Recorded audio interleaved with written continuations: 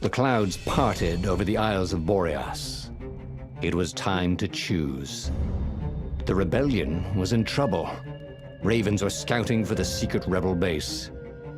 They needed a game changer. Pieces of the Sky Ripper had surfaced. Retorno knew that using it could go catastrophically wrong, but he was sure he could figure out how to use it safely. Also, a temple had risen out of empty desert. The Emperor had brought the Sky Ripper pieces up out of ancient burial by his obscene rituals. Could this be where the Iblis stone was hidden? Someone better get it before he does, thought Retorno. And also, his old friend Lupino needed rescuing. Of course, Retorno had a pretty strong suspicion that Lupino had betrayed the rebellion. But could Retorno really leave an old friend to the Ravens?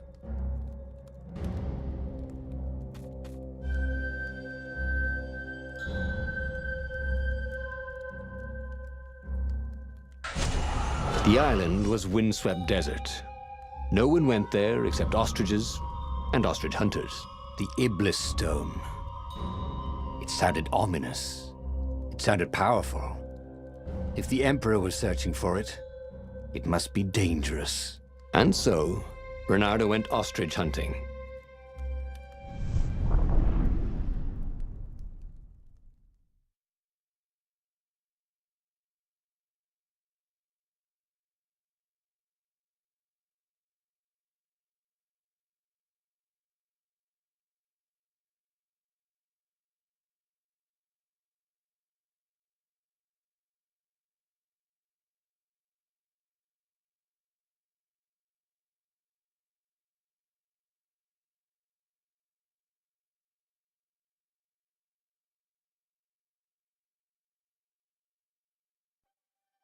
Every child could sing verses about the Sky Ripper, but ancient codices held hints of other things.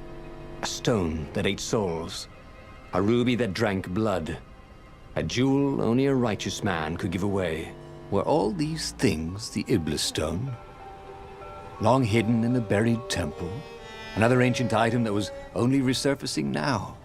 Drawn up from the deeps by the Emperor's horrific rituals?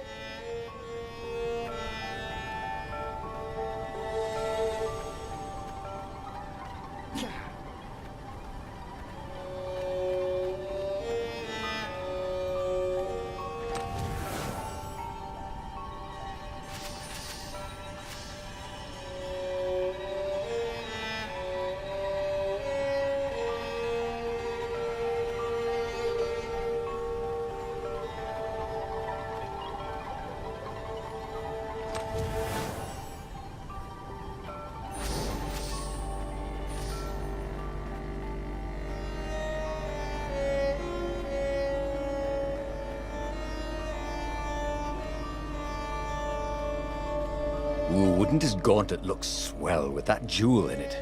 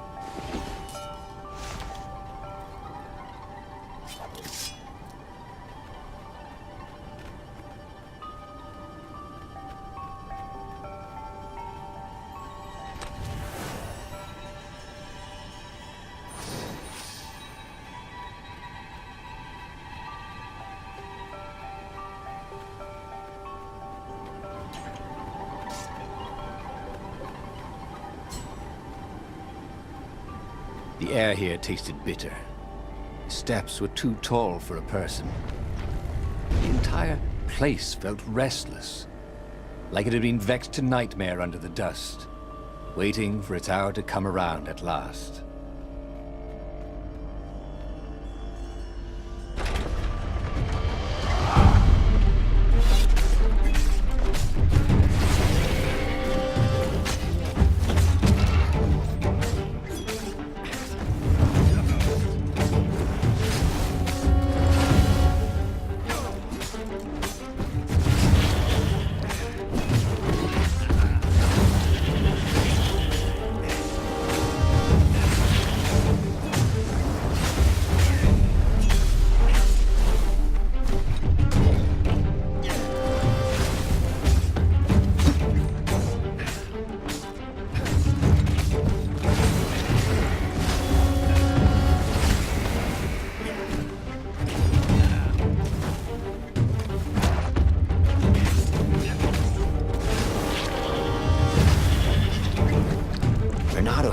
Ravens were already here, cawing in frustration.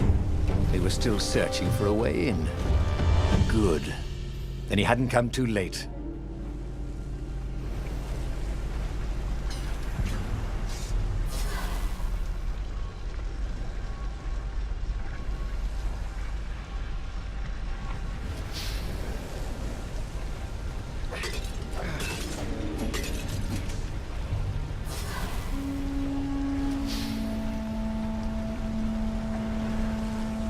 If they didn't want their things broken, they really ought to make them stronger.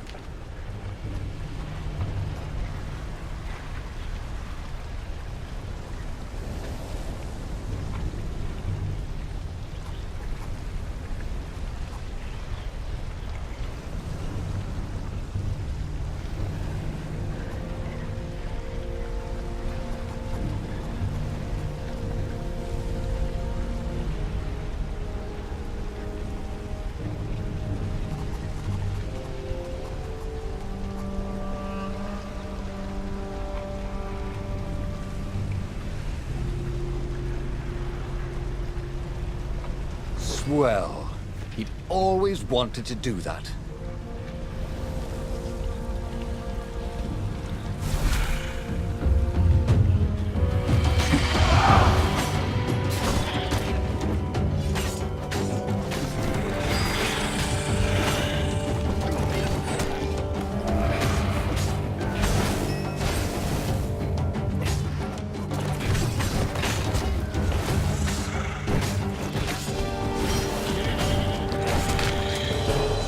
Slippy's hit, he thought.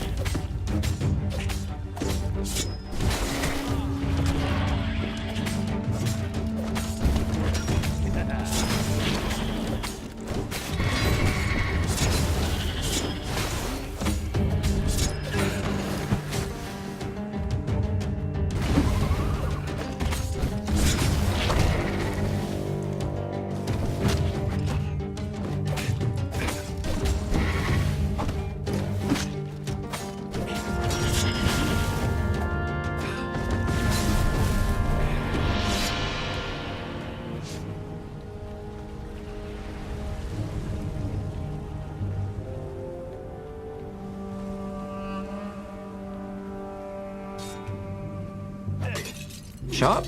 Check. Pointy? Check. Flexible? Check. What else do you need in a sword?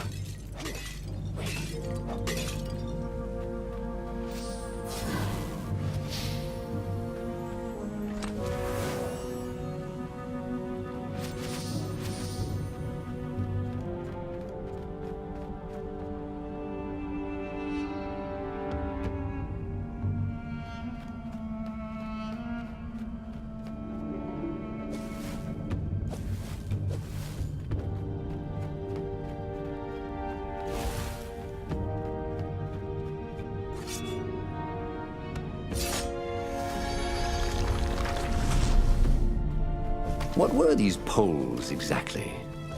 Parking meters from the time of the lost gods?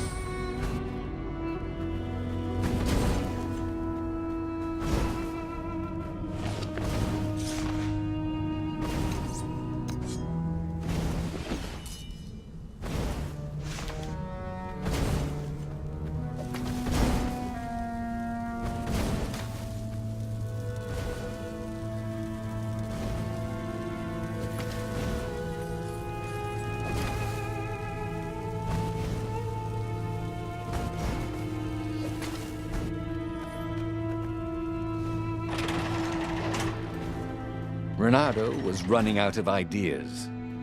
Zenobia loved him to death. The Sky Ripper destroyed everything. And Lapino was a filthy traitor. Using a stone named for an evil god seemed, unwise. But what else was there?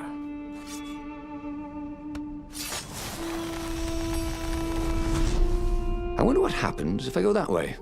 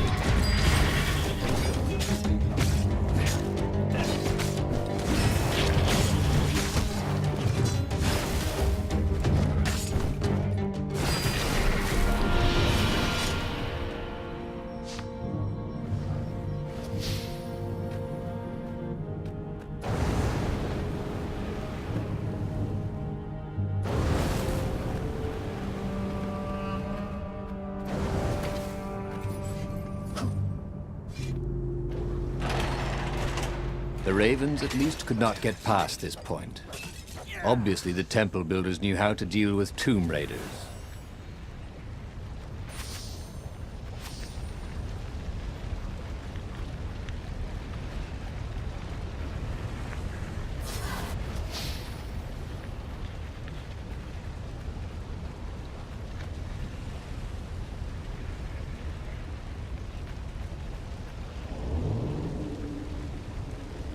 Take a leap of faith, said the inscription.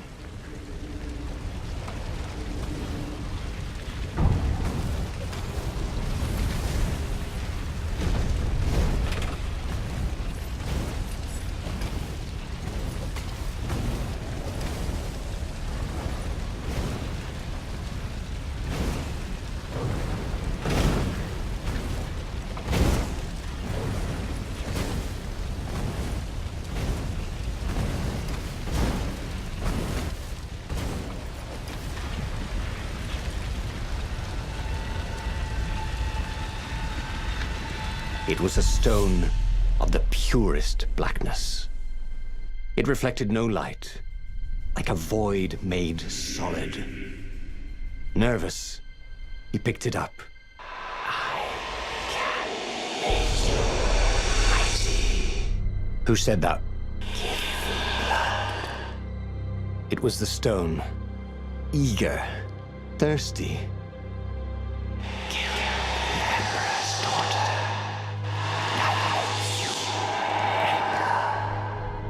That seemed tempting and terribly wrong.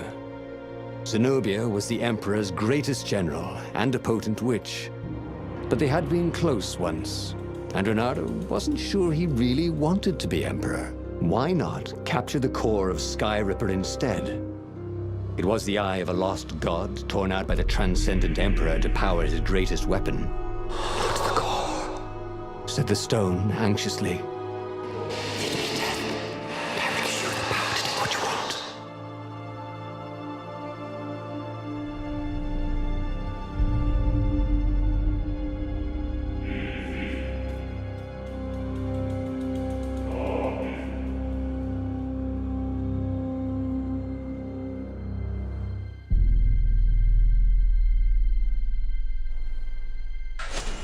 The stone bothered him. He hated being told what to do. Wasn't that why he joined the rebellion? Wasn't that why he'd refused to be a soldier? He'd agreed to come on board only if he could freelance. The stone felt a bit clingy. The sage Calaveras had told him where to find the Sky Ripper, a weapon capable of challenging the gods. Even without its armature, the core would still possess great power. He would go there.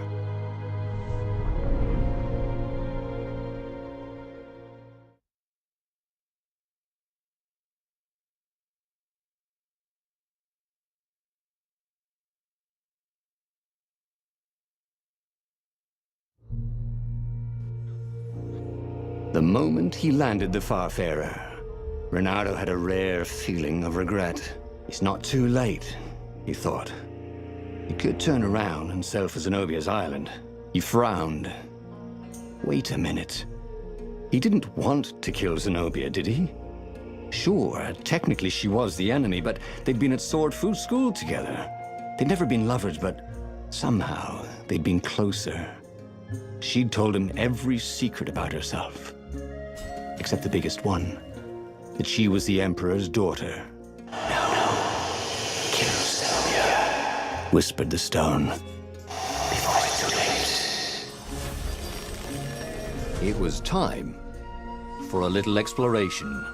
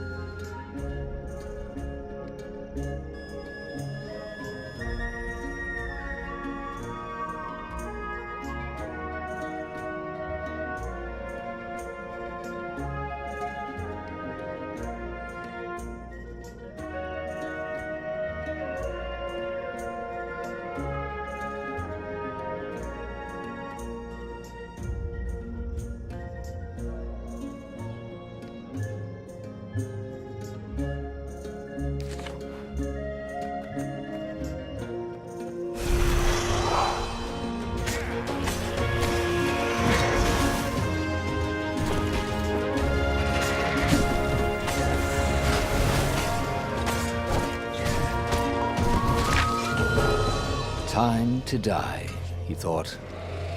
And it was.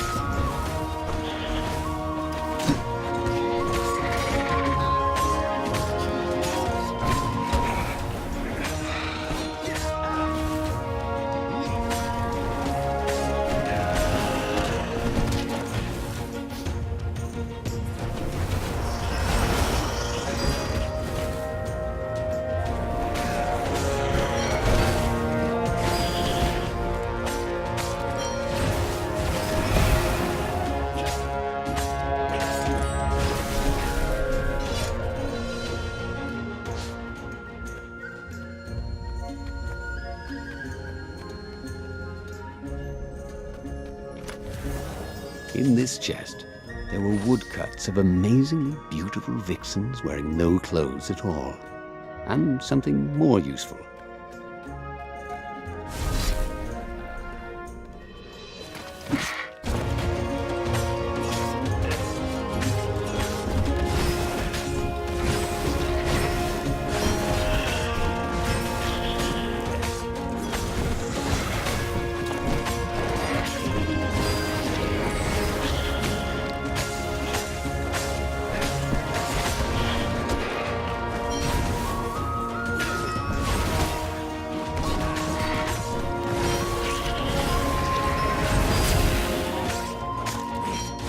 That had gone rather well, actually.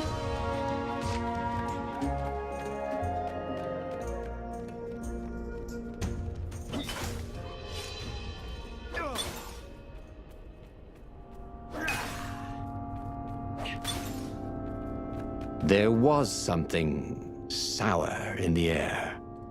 Like the earth had ruptured over something that had been fermenting for a very long time.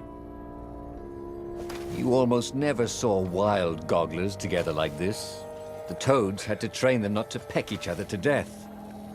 So these had to be imperial gogglers. That meant ravens were up ahead.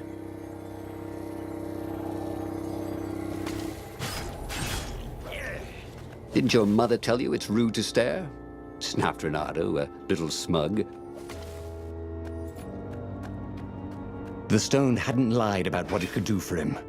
With each raven he cut down, he felt a jolt of power flowing into his arm. "You're weak," whispered the stone. "The call will kill you." "Are you afraid of it?" "No, don't be ridiculous," it chuckled. But it's unstable. It will poison you if so much as carry it, and if you try to use it, it will explode catastrophically. Retorno did not trust rocks that talked in his head. He went onwards.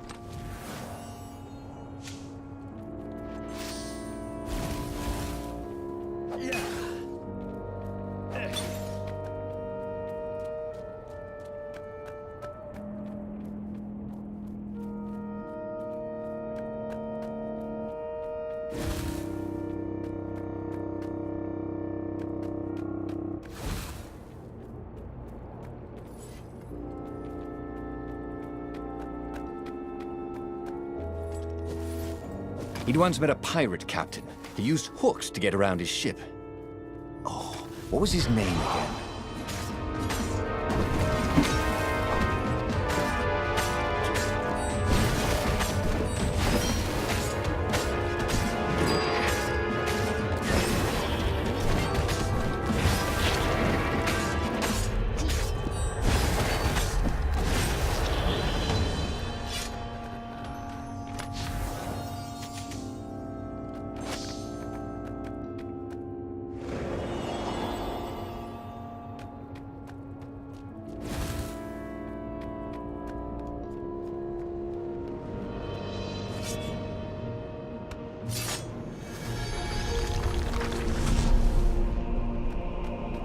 Of course there was a puzzle. You couldn't expect the transcendent emperor to bury a god's eye in a leather sack where anyone could pick it up.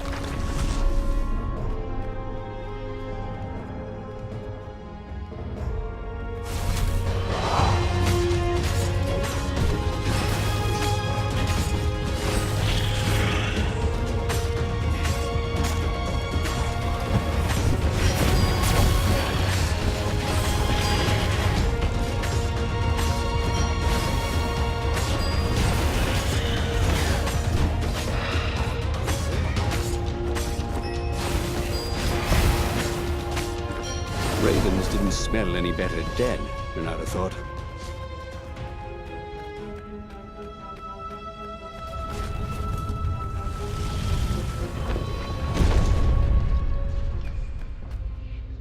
As he approached the core, the stone became hysterical.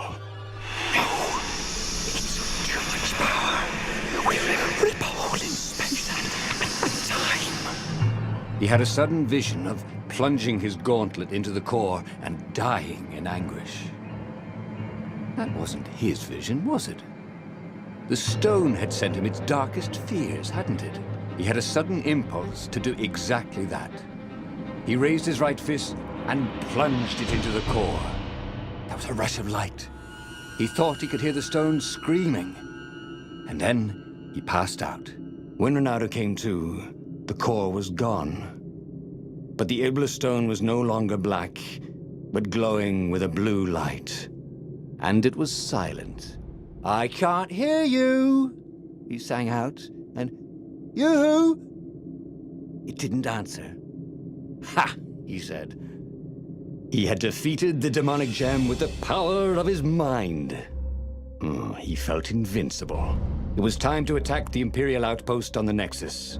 Take the battle to the enemy. But among the huge crystals, there was also an observatory. A wise man would probably ask the scientists exactly what he had first. How wise was he?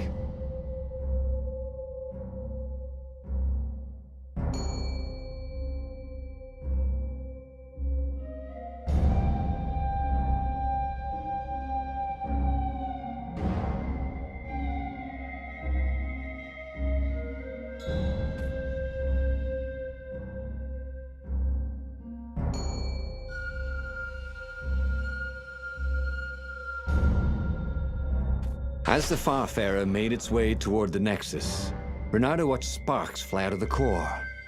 The Iblis stone sucked them in hungrily. You'd think the stone would want this kind of power, wouldn't it? Thought Retorno.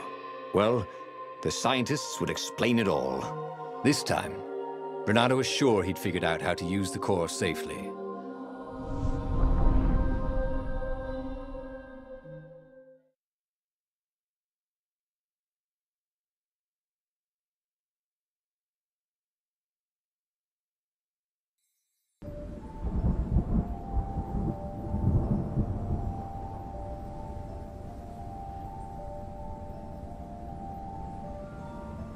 See? He'd trusted his gut, and it had worked out. That's what it meant to be a hero. To ignore the naysayers and the odd-makers, and do what you knew was right, and have it turn out to be the right thing. Well, he wasn't worried. Once he got to the observatory, the scientist toads could explain it. Then he could carry the war into the enemy's camp and destroy them all. Oh dear, he was getting a little bloodthirsty, wasn't he?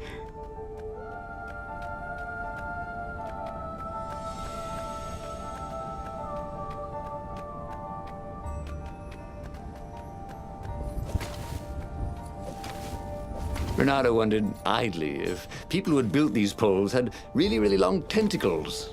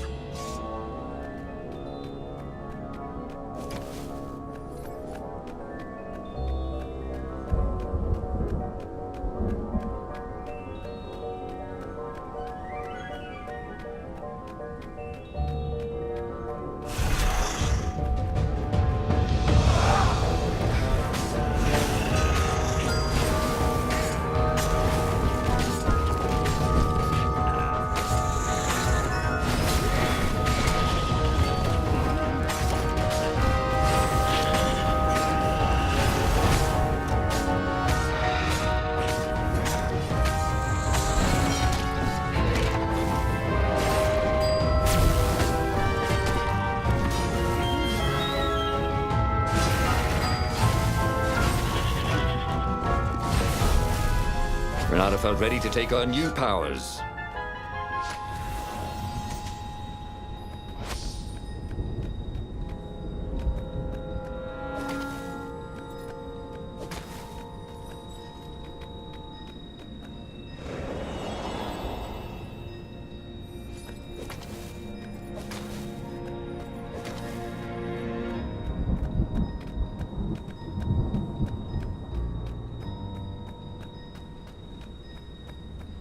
There had to be something useful in these things, didn't there?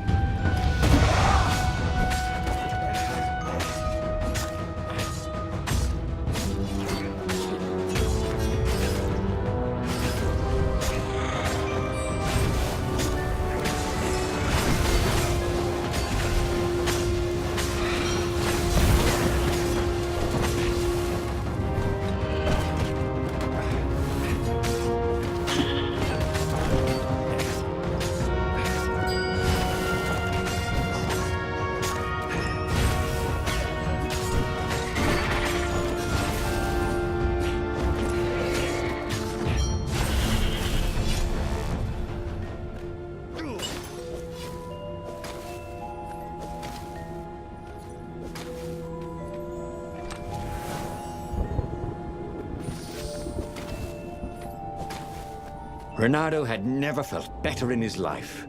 Normally, a battle would wear him down and he would need a night's sleep. Now he felt like he could go all night and all day. He felt like people were cheering him on and he could practically hear their applause as he slew one raven after another.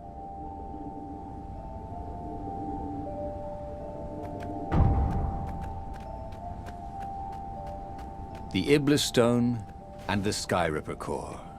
Two artifacts from the time of legends. Retorno was becoming a legendary hero, wasn't he? He had enough power to save the rebellion, but he had to understand this power, so he would not misuse it. This thing really needed a roof.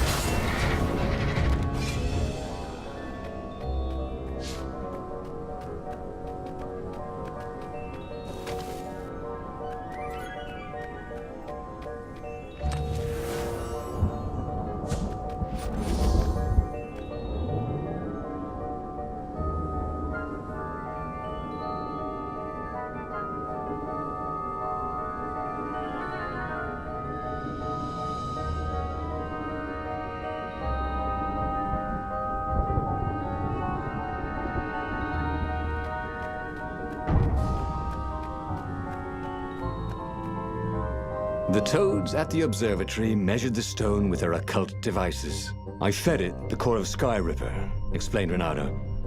No more, they may blood and souls.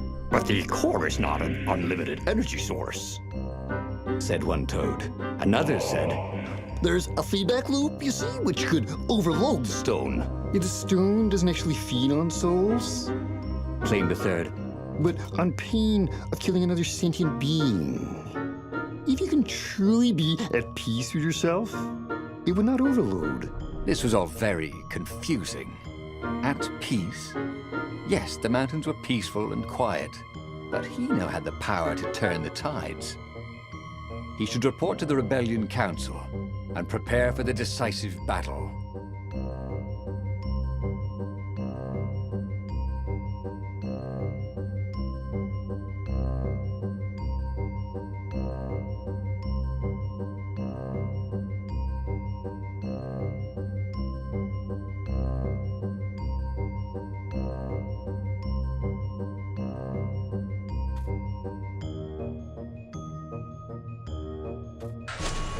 The one thing he understood from all the Toad arguments, maybe the stone did not feed on blood or souls or rage.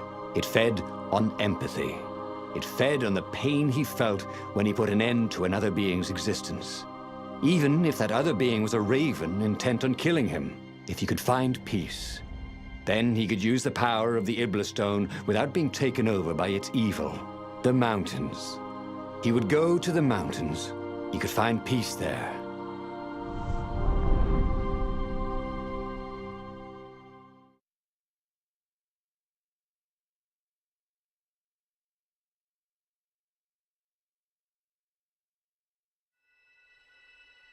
Unfortunately, the mountains were not empty.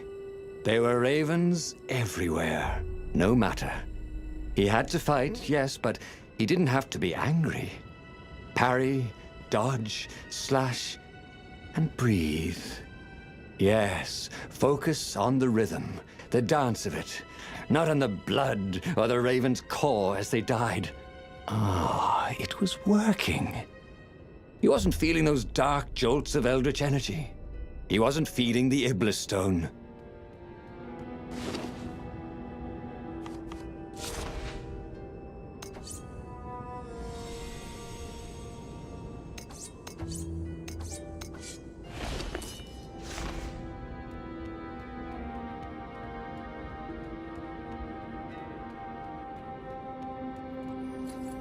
Don't look down, he thought.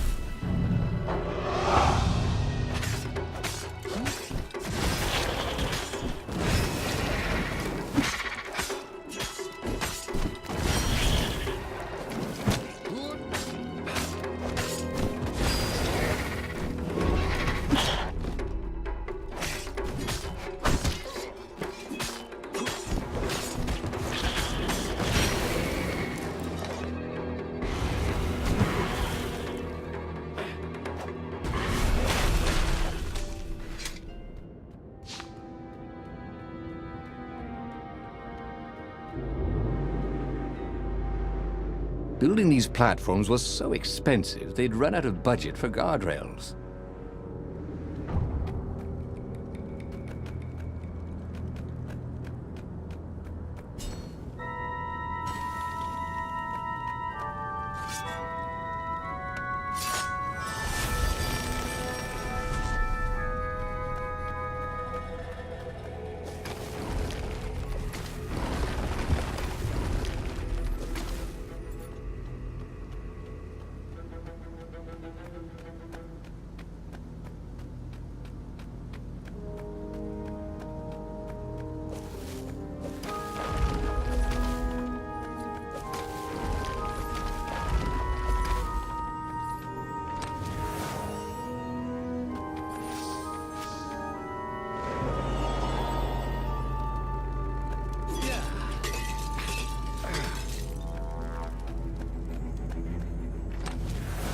This chest contained a Vorpal sword.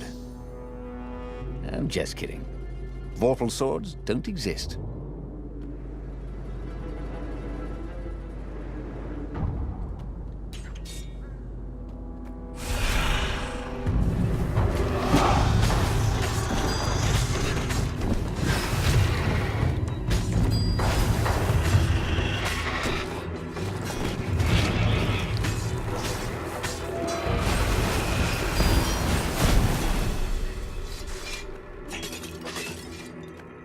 The stone was still silent. His mind was his own, and his heart, too. He bore them no ill will, these ravens. They were doing their job. They were expressing their nature. Dance, whirl, parry, jab, and breathe. It was all so simple, wasn't it? But something was missing. He didn't feel truly at peace. Wait. Wasn't this near where Calaveras lived? The sage would help them figure it all out.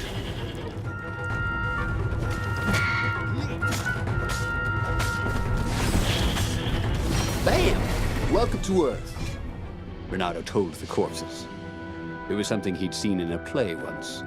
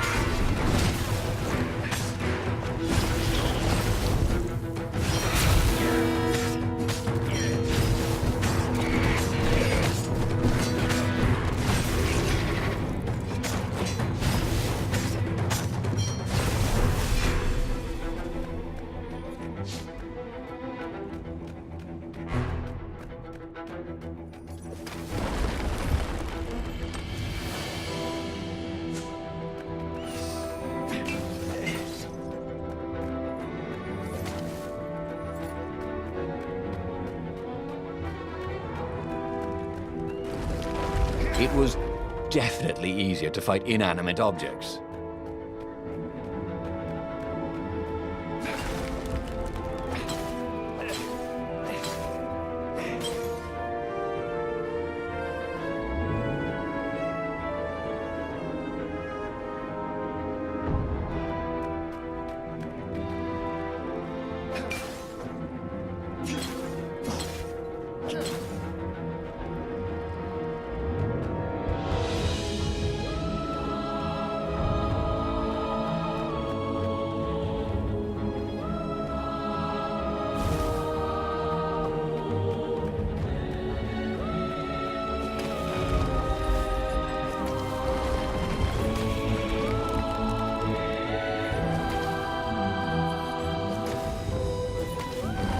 Ice walls only let you through if they knew you were cool.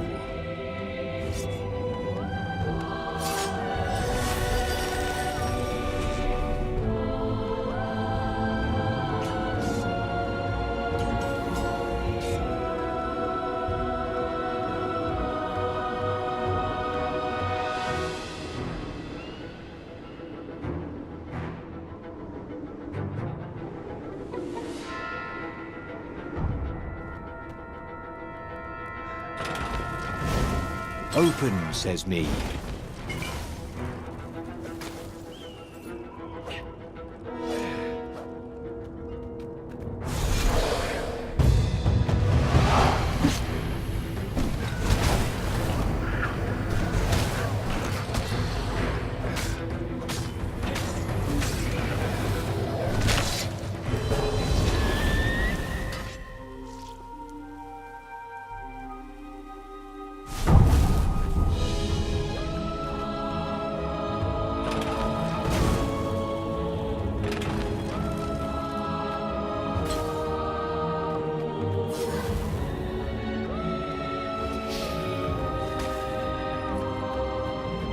Everybody who wants to die, raise your weapon.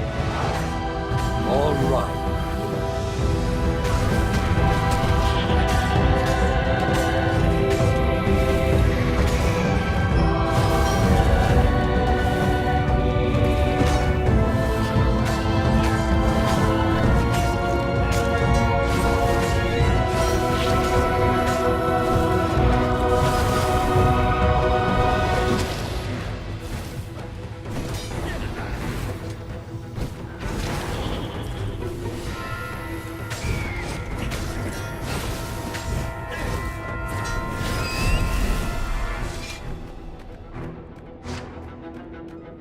He needed some way to break the ice with this wall, so to speak.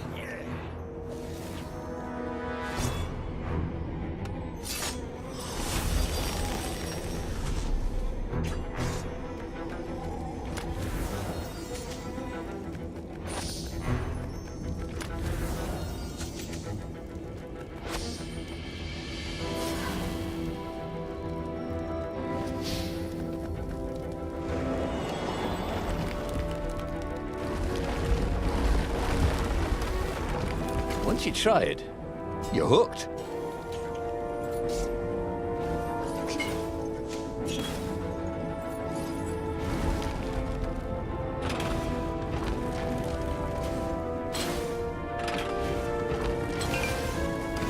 The Iblis Stone, silenced by the Skyripper's core, had given Retorno enough power to challenge the Imperial fleet. But what Retorno was seeking was inner peace. The rebellion was on the verge of extinction, but it would have to wait.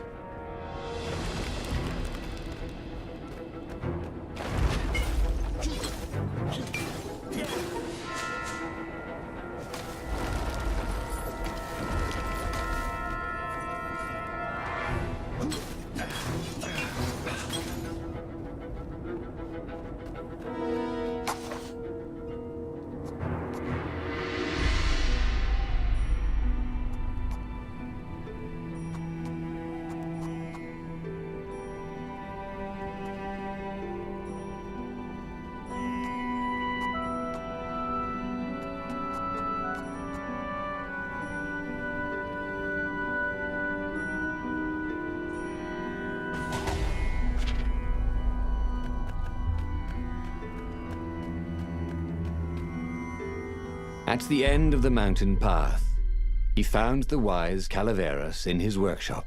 "Do fixed souls or only artifacts?" he asked the sage. Does your soul need fixing? Asked the sage. "I've been killing a lot of ravens lately," he told the sage. You're a fox. Said Calaveras. And to kill birds is part of your nature. Just take joy in it. I mean, I might as well worry about eating flies. Would you like a fly? It was true. That's what he had forgotten. The joy. Now he was ready for the final battle. The Farfarer cut through the clouds. The air had never felt so sweet since he was a child. There it was, the dreaded Imperial fleet. He could smell wet hemp ropes ahead, wood and tar, and ravens. Even the fleet smelt good, somehow. He was ready. He was ready.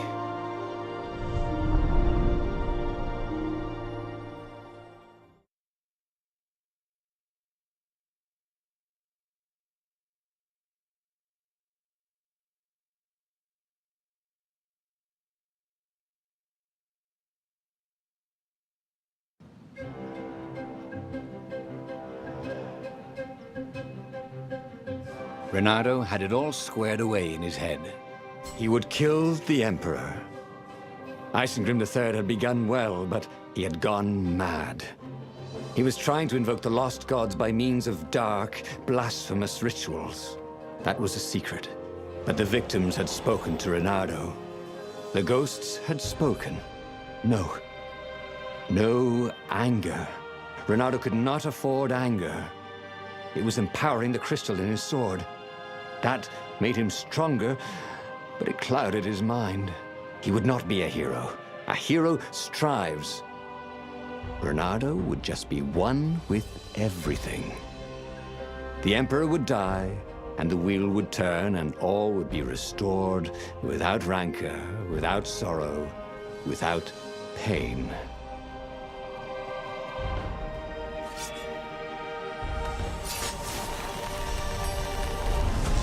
Or I could go that way, he thought.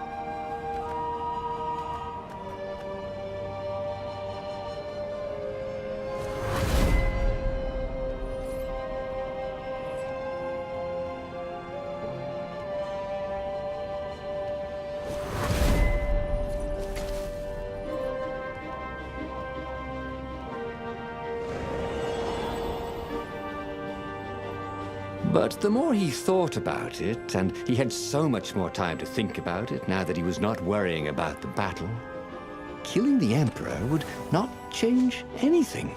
Another would take his place. Perhaps Zenobia. Perhaps the Speaker of the Rebel Council, and power would corrupt them too, and death would make grief, and grief would lead to hatred. He must lead by example. Reject the violence. Reject the desire to create violence. But how? Oh, what does the fox say? Asked one raven. Another one called back, Oh, I'm dying! they both laughed hysterically.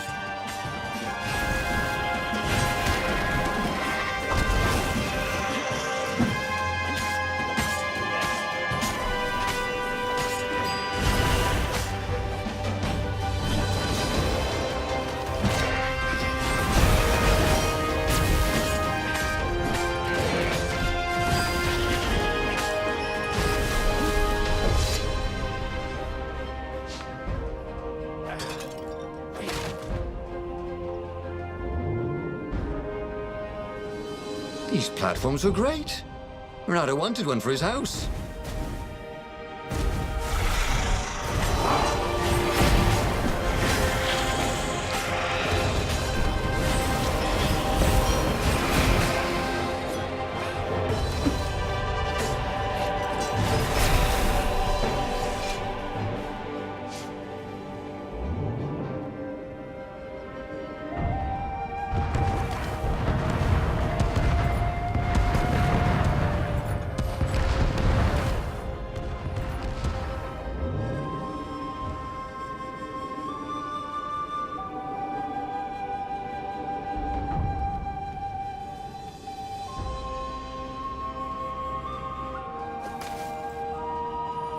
Soon he'd confront the Emperor.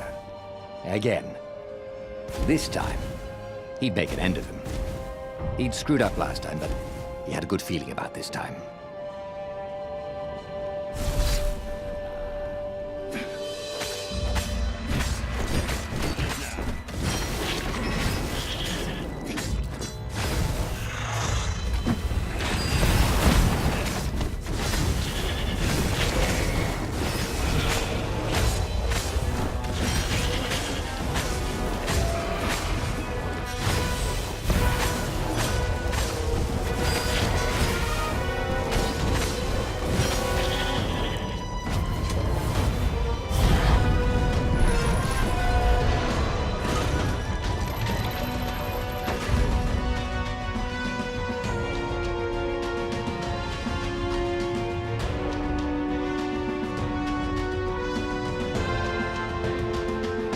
Finally, he came to the Emperor's ship.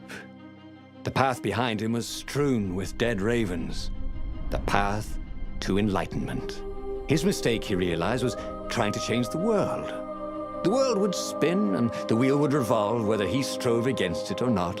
What he had to do was nothing. He had attained enlightenment. He sat down, adopted a full lotus position, and began to meditate. And all around him, the warriors stopped fighting too. They knew. They could feel his enlightenment. They gave up fighting, dropped their weapons, and became his disciples. No, just kidding. The nearest raven stabbed him with a sword and then chopped off his head. I might not have thought this through properly. Thought Renado's head as it rolled around the deck and died. Oh, damn it. He'd lost again and died. But there was burning Ubar behind him. He still had all his destinies ahead of him. But he'd learned another true thing. The Iblis stone was evil. It would try to corrupt anyone who used it.